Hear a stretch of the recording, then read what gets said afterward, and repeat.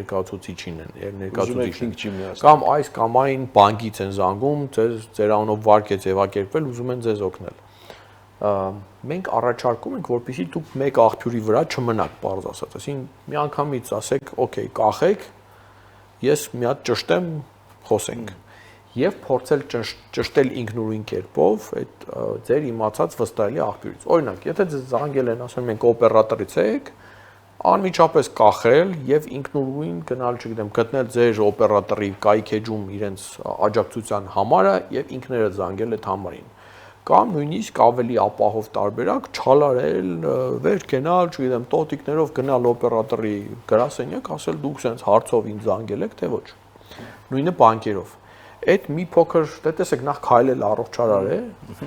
եւ երկրորդ այդ մի փոքր քայլով դուք կբացառեք այդ հարցակումների զգալի ծավալը։ Եվ ավելին ասեմ, ես այդ նույն մոտեցում ունեմ նաեւ ինֆորմացիոն,